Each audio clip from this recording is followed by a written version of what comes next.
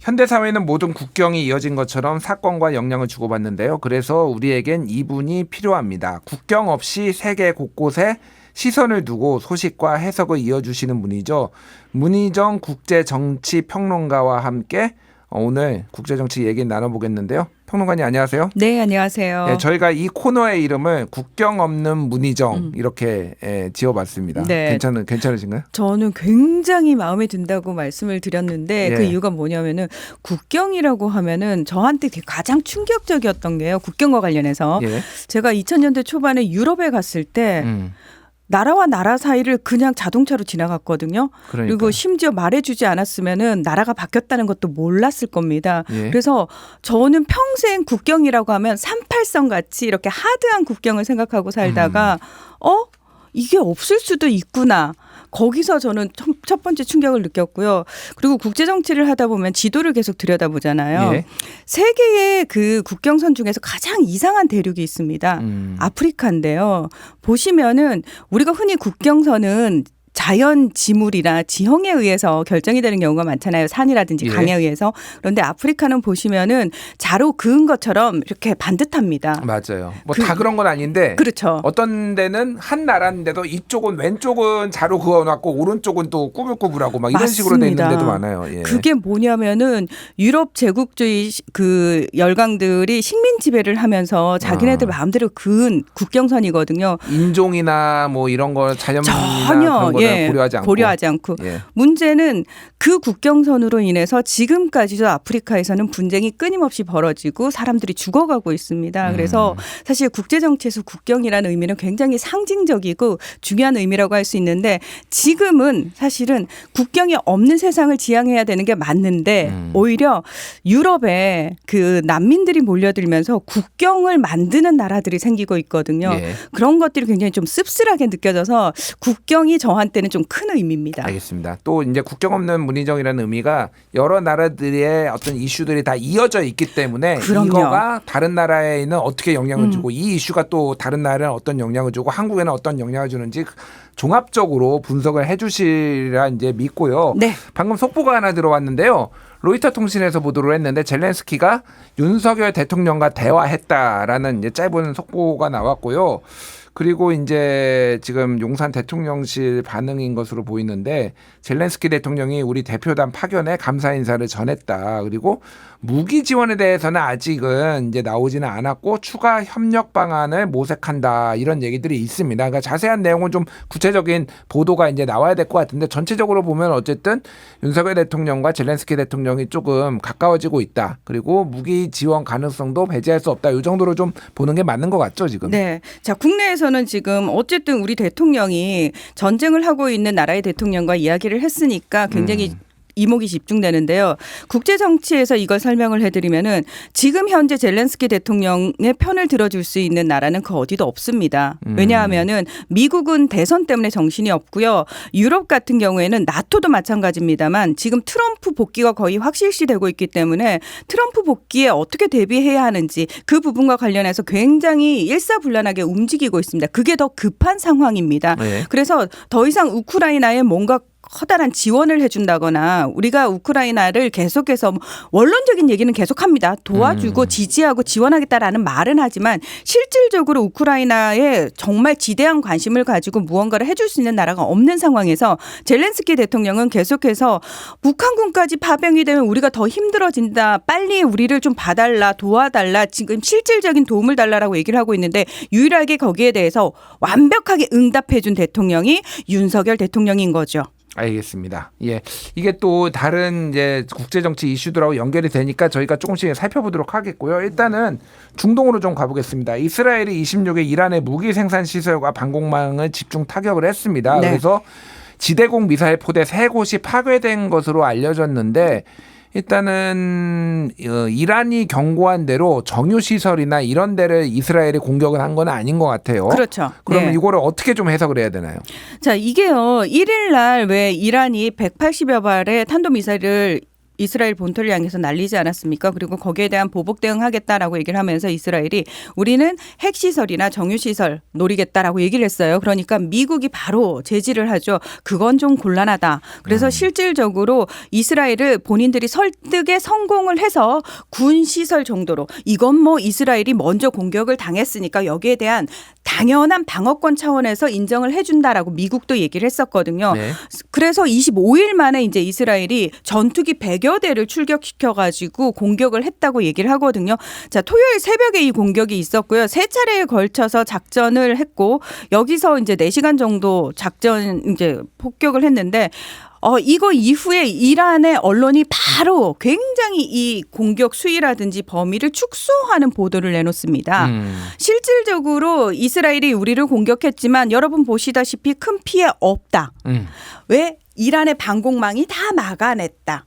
그리고 뭐 이스라엘의 공격 생각보다 굉장히 약한 수준이었다라고 이야기를 합니다. 이건 뭐냐면은 이란도 계속해서 이 전쟁이 깊이 끌려 들어가고 싶은 마음은 없지만 어쨌든 체면은 세워야 했기에 이스라엘 본토를 공격했던 거고 대신에 이스라엘이 만약에 크게 이란을 공격하게 되면 이란 입장에서는 또 크게 맞았는데 가만히 있을 수는 없는 상황인데 예. 뭐 요 정도는 아무것도 아니야라는 선에서 빨리 축소하고 마무리하고 급하게 수습하고 넘어가려는 분위기가 이란 내에서는 지금 포착이 되고 있단 말이죠. 실질적으로는 이란이 타격이 크다라는 얘기가 나오고는 있습니다만 예. 이걸 통해 가지고 이스라엘 본토에 대한 반격을 또다시 할 거다. 이것까지는 가지 않습니다. 그렇군요. 게다가 이제 이스라엘이 재보복을 하지 않으면 우리가 더 확전하지 않겠다 이런 메시지까지 그렇죠. 낸 상황이잖아요. 맞습니다. 어쨌든 지금은 이런 상황인데 결국은 이제 국제 정치의 조금 변동 속에서 이거를 봐야 될 것 같은데 이란은 어쨌든 자위권 차원에서 본인들의 주장에 따르면 자위권 차원에서 핵을 이제 개발을 해왔는데 네. 그게 이란 핵 합의로 인해서 이제 오바마 대통령 시절에 정부 시절에 이제 동결이 됐는데 네. 그거를 깬 게 또 트럼프 대통령이었잖아요. 맞아요. 그런데 지금 다시 트럼프가 또 돌아온단 말이에요. 이게 지금 어떻게 될 것인가. 네. 그러니까 돌아온다라는 게 기정사실은 아니고 돌아올 가능성이 높아지고 있다. 이 정도로 보면 될 것 같습니다. 어쨌든 그러면 이게 이제 어떻게 될 것인가. 왜 이란은 그러면은 핵을 만들었고 왜 트럼프는 핵 합의를 깼고 지금 요 맥락부터 좀 시간이 많지 않으니까 짧게 해서 지금 전망을 해 주시죠. 네. 자, 이란 같은 경우에는 주변에 이란을 적대시하는 국가들로 거의 둘러싸여 있다고 보시면 돼요. 이슬람이 수니파와 시아파로 나뉘는데요. 수니파가 한 85%되고 시아파가 한 10% 정도밖에 되지 않습니다. 소수파죠. 예. 자, 그런데 일명 수니파의 맹주라고 하는 사우디를 중심으로 그 대부분이 수니파 국가고요. 이란이 거의 유일하다시피 한 시아파 국가인데 이란 입장에서는 본인들이 원래는 팔라비 왕조라고 해가지고 친미 친서방 정권이 있다가 이걸 이슬람 혁명에 의해서 쫓아내고 신정국가라는 게 만들어지거든요. 자, 이슬람 근본주의자들이 지배하는 나라가 되니까 주변 국가들이 서구화되고 미국과 가까이 지내는 게 굉장히 이란한테 위협이 될 수밖에 없는 상황입니다. 그래서 이란 입장에서는 이란을 방어해야 될 뭔가가 필요했던 거고 핵 개발에 들어갔던 거고요. 자, 그 상황 속에서 1979년 그 이슬람 혁명 때부터 미국이 이란을 경제 제재를 굉장히 심하게 하지 않습니까? 예. 이란이 그 과정 속에서 물론 자체적으로 살아남으려고 굉장히 노력은 했습니다만 경제적으로 힘들어지고 주변 국가들과의 관계도 좀 힘들어지는 상황에서 핵을 개발해서 안보 위기는 또 중동 위기는 고조가 되고 이런 상황에서 마침 미국의 오바마 정권이 들어서고 이란에 대화를 주구하고 온건한 성향의 하산 로하니 대통령 정권이 출범을 하는 거예요. 그래서 오바마 입장에서는 어쨌든 평화적으로 중동 상황을 좀 끌고 갈 필요가 있겠다. 그리고 이란의 핵 개발을 좀 멈출 필요가 있겠다라는 여러 가지 원인에 의해서 이유에 의해서 로하니 대통령과 대화를 추구를 했고 이란 입장에서도 경제 제재로 1979년 이후로 경제가 너무 힘들어지니까 심지어 그런 얘기도 있었거든요. 이란의 비행기는 1979년째에서 멈춰져 있다라고 얘기할 정도로 예. 왜 마치 쿠바가 올드카 천국이 된 이유가 미국의 경제 봉쇄로 인해 가지고 외부에서 부품이 들어오지 않고 자동차가 들어오지 않으니까 내부에서 오래된 차들을 다 고쳐 쓰는 과정에서 올드카가 발달을 하게 된 거거든요. 똑같은 상황이 이란에서도 벌어진 거죠. 그러니까 로하니 대통령 입장에서도 청년층 실업률도 올라가고 시대가 변하는 상황에서 언제까지 경제 제재로 힘들어질 수 없으니까 핵 개발을 멈추는 조건으로 경제 제재 풀어주겠다. 라고 하니까 이 대화가 2015년 7월에 이란 핵합의로 턱하니 잘 마무리가 된 거죠. 그래서 예. 실질적으로 이란은 이 경제 제재가 풀리자마자 뭐 보잉사에 비행기 주문하고 그리고 뭐 프랑스 에어사에 뭐 비행기 주문하고 이러면서 굉장히 좀 경제가 활기를 띠려고 하는 즈음에 이때부터 사실 오바마의 이 중동 평화 정책이 마음에 안 들었던 공화당은 벼르고 있었단 말이죠. 예. 그러면서 트럼프 대통령이 들어서자마자 계속 외쳤던 게 그거예요. Not 오바마, no 오바마. 예. 그러니까 오바마가 한 건 내가 다 뒤집어 버리겠다. 그러니까 이유도 없어요. 이거 왜 싫어 그러면? 이거 오바마 때 한 거야. 오바마 케어 싫어. 예를 들면 당연하죠. 뭐, 예. 이거 오바마는 뭐든지 다 잘못했어. 그렇기 때문에 다 바로 잡아야 돼. 심지어 오바마는 이란과도 굉장히 나쁜 협상을 했어. 라고 계속해서 지적을 했단 말이죠. 그러면서 핑계를 뭐라고 대냐면 이 조항 자체가 상당히 문제가 많고 심지어 이란이 여기에 약속된 내용을 지키지 않았다라고 억지를 부립니다. 예. 근데 이게 약속이 미국만 한 게 아니거든요. 영국, 프랑스, 독일도 있고 러시아, 중국도 있거든요. 이 나머지 나라들은 아닌데 잘 지키고 있는데라고 얘기를 해도 트럼프가 일방적으로 탈퇴를 해버리고 제재를 갑자기 복원시켜버린 거죠. 그렇군요. 그래서 이제 다시 바이든 정부가 들어섰지만은 이게 제재가 다시 풀리고 있지는 않은 상황. 뭐 왜냐하면은 이렇게, 예. 네. 바이든 정부가 들어서면 사실 이게 금방 풀릴 줄 알았어요. 복원될 줄 알았어요. 왜냐하면 이란이 그렇게 얘기를 했거든요. 자, 미국이 일방적으로 탈퇴했으니 그냥 들어오면 돼 라고 얘기를 했는데 바이든 정부가 그 사이에 사우디나 이스라엘의 눈치를 보게 된 거죠. 이스라엘은 이렇게 이란과 미국이 친해지는 게 싫은 겁니다. 아, 그렇군요. 네. 알겠습니다. 그래서 어쨌든 지금은 이스라엘이 하마스하고 전쟁하고 헤즈볼라하고 전쟁하고 이란과도 각을 세우고 있는 이런 상황이 됐습니다. 자, 이제 미국으로 한번 넘어가 볼게요. 결국은 그 이란 핵합의를 파기한 트럼프가 다시 당선될 가능성이 높다라는 얘기들이 지금 계속 나오고 있어서 궁금해요. 그렇죠. 그러니까 어느 정도 상황인지 이게 그 가능성을 미국에서는 어떻게 보고 있고 특히 이제 우리가 관심 있는 거는 경합주가 어떻게 돼가고 있는지 이게 좀 핵심이잖아요. 네. 그거 설명을 좀 해주시죠. 자, 일단 늘 해리스가 앞섰던 전국 여론조사에서조차도 트럼프가 앞선다는 결과가 나오기 시작했고요. 7개 경합주 같은 경우에는 후보 교체 해리스로 된 이후에 잠깐 경합주에서도 해리스가 앞서는 곳이 있다라는 얘기가 나왔지만 지금은 7개 경합주 거의 대부분에서 트럼프가 앞선다라는 얘기가 나오고 있는 상황이고 뭐 한두 군데 정도 해리스가 앞선다라는 여론조사 결과도 있긴 있습니다. 그런데 시장 반응을 보면은 이거 트럼프가 훨씬 당선 가능성이 높다라는 얘기가 나오고 있고요.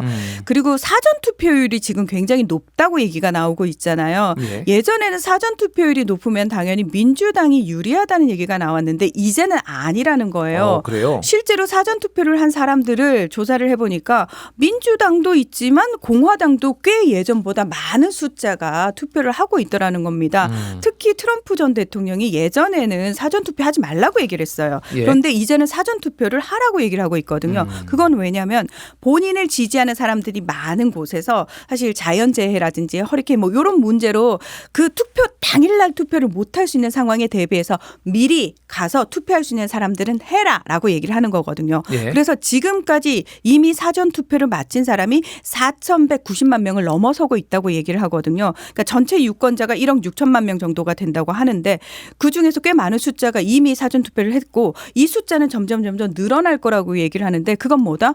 이미 나는 정했어라는 사람들이 그만큼 많다는 거고 아직 정하지 않았어. 흔히 이제 중도층 바뀔 수 있는 숫자가 그만큼 적어졌다는 의미이기 때문에 그렇다면 트럼프가 훨씬 유리한 상황이 아니겠느냐라는 얘기가 나오고 있는 거죠. 그렇군요. 뭐 이거는 이제 한 일주일 남았네요. 그렇죠. 예, 다음 주 수요일 정도 되면은 이제 윤곽이 결과가 나올 나오죠. 테니까 또 한번 그 직전에 한번 얘기를 해보고.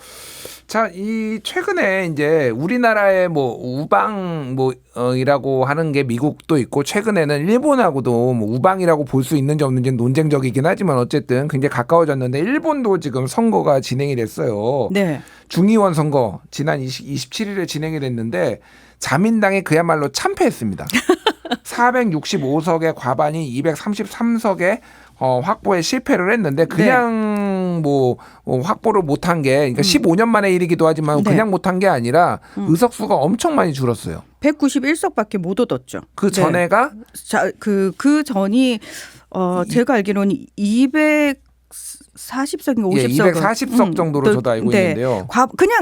그냥 자민당 혼자로도 과반을 훨씬 넘겼죠. 예, 예. 자, 그런 상황인데 제가 예전에 한번 여기서 그 말씀드린 적이 있어요. 이번 중의원 선거에서는 그 자민당이 과반 확보 못할 거다라고 말씀을 드린 적이 있거든요. 예. 자, 그게 뭐냐면은 일단은 그 새로운 총리가 들어서 가지고 아무래도 허니문 기간이니까 여론이 조금 우호적이니까 요때 빨리 선거를 치르면은 자민당에 유리해지지 않을까라는 판단에 의해서 하긴 했습니다만 실질적으로 일본 국민들의 의구심, 자민당에 대한 의구심의 눈초리가 완벽하게 걷어지지 않은 상황에서 급하게 치러진 선거다 보니까 그 여론이 그대로 좀 드러난 게 아닌가라는 생각이 좀 드는데요. 그러니까 제가 궁금한 게 그 전에 기시다 총리가 연임을 하지 않고 사퇴를 하고 네. 지금 이시바 시게루 총리가 새로 들어선 것도 네. 그런 지지율이 낮고 그러니까 그렇죠. 뭔가 쇄신을 하는 차원에서 이렇게 해서 딱 이게 지금 등장을 한 거잖아요. 그러니까 쇄신이라고 한다고 해서 총리가 바뀌었어요. 쇄신의 시작이죠. 그러면 네. 그 다음에 뭔가를 조금 보여준 다음에 이시바 총리를 믿고 갈 수 있겠구나라는 걸 보여준 다음에 중의원 해산을 하고 뭔가를 했었어야 되는데 그걸 하지 않았다라는 겁니다. 지금 자민당의 그러니까 기시다 총리가 물러난 이유가 뭐예요? 자민당 내부적으로 문제가 너무 심각했잖아요. 통일교와의 유착 관계도 해소가 제대로 안 됐고 그리고 뚜껑을 열어보니까 도대체 연관 안 된 의원이 단 한 명도 없는 상황이고 그리고 일명 자민당 그 비자금 스캔들이라는 것도 해결이 안 됐잖아요. 의원들은 제대로 처벌도 못 받고 그 밑에 보좌관 몇 명 살짝 그 손보는 데서 끝났단 말이죠. 예. 그러면은 민심이 굉장히 분노를 하고 있는 상황에서 총리를 바꿨으면은 자 이제 바꿨으니까 쇄신 이러고 갑자기 선거를 치르면은 어머 총리 바뀌었으니까 완벽하게 믿을 수 있는 자민당으로 거듭났네요가 안 된단 말이죠. 너무 성급하게 중의원을 해산을 하고 선거를 그렇죠. 치렀군요. 그러니까. 그렇습니다. 게다가 이제 언론 보도를 보니까 이번에 이제 비자금 스캔들에 있는 그 지역에 그 또 선거 자금을 또 보냈다고 해가지고 이게 들통이 나가지고 그것도 상당히 좀 여론에 안 좋았다고 하더라고요. 네. 예. 그리고 제가 말씀드렸잖아요. 그 사람들을 공천에서 배제한다고 말은 했습니다만 중요한 건 그들이 자기의 자리를 친인척이나 자기 아들을 자식한테 다 물려줬고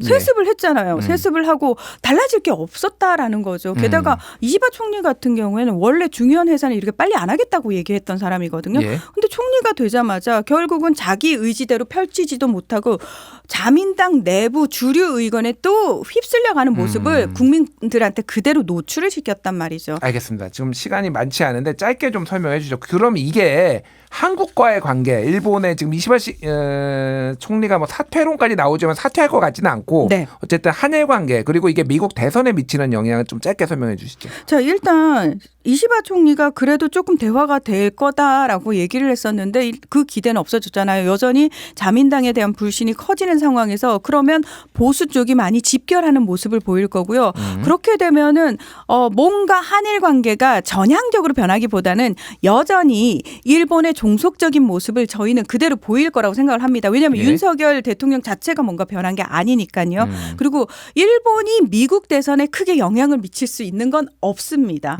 네. 그렇군요. 네. 다만 이제 미국에서 대통령이 누가 들어서느냐에 따라서 이시바 총리와의 관계가 어떻게 형성될 것이냐, 그걸 이제 눈여겨봐야 되는 상황이겠죠. 그렇군요. 역시 미국은 대국이라서 일본 따위는 미칠 수 없다고 이렇게 말씀해 주신 것 같습니다. 공감 칼럼 국경 없는 문희정 오늘 첫 시간 함께했습니다. 감사합니다. 네, 고맙습니다.